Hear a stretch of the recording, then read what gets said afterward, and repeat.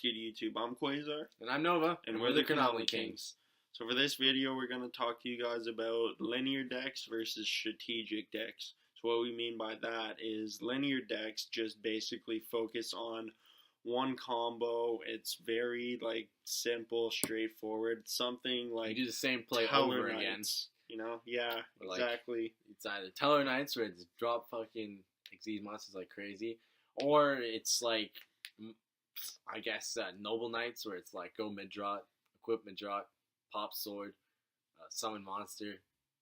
Yeah, something kind of that's pretty similar. I mean, back in the day, Infernities were very skill based because you needed to know what you wanted to do. Yeah, you can always pull off different combinations. You couldn't play with a hand, so you needed to know what to do without any cards in your hand, and you could end up swarming the board with Doom Dragon, Void Ogre Dragon, Beals, 100 Eyes Dragon, all these 3k beater synchros, and then you have 3 Infernity break back row.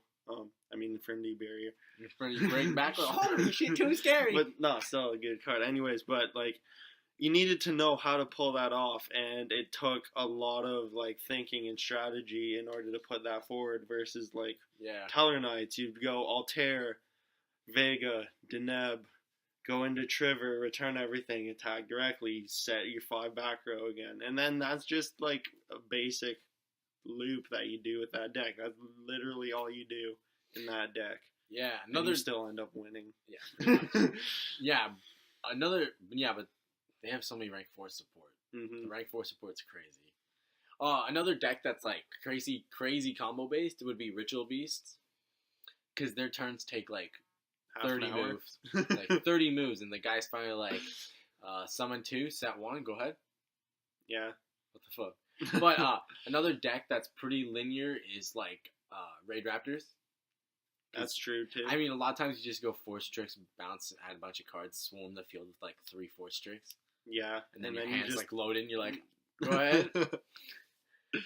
Yeah, but overall, that deck, any deck that swarms at a single rank or a single any level synchros, if it's swarming and it makes the same amount of summon, the same summon pretty well over and over again, that's a pretty linear deck. Yeah. But sometimes linear decks are the most consistent, and especially if it's a rank 4 deck like Fire Fist when they were really crazy good. They could swarm level 4 monsters that just had so much synergy and so much it was faster than any deck at that time. Yeah, exactly. But if you want to play a competitive game, now competitive wise, it depends on usually there's one deck that's more combo based than the other. Right now we have Draco Pals. They're pretty combo based. Yeah, you can do a lot of different things in that deck. Even if you were to blow up their field, they can still come back next turn with loaded board, loaded hand. They just have to know how to play the deck, of course. True. And then you have some decks that aren't so are pretty much more linear, that are Phantom Knights, Monarchs, stuff like that. That's it has it still has good synergy. It's still really strong, really competitive. But it just basically goes off the same combo. Pretty much. Another deck actually that's kind of combo based is Cosmos, but they can be argued because they are pretty linear. But you kind of that could go either way, I guess. They're kind of on the borderline of both, because it's they're either comboing off with some crazy play, or they're just making the usual. So, but overall, I think in the game, a linear deck can be sometimes more fun than playing a non-linear deck that's combo based. But it depends on the player, right?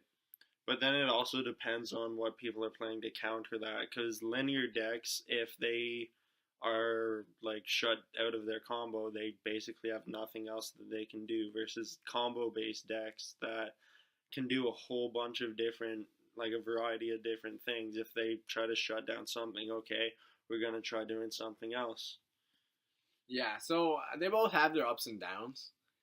Definitely a combo-based deck definitely can be a little bit more inconsistent than a linear deck. Yeah.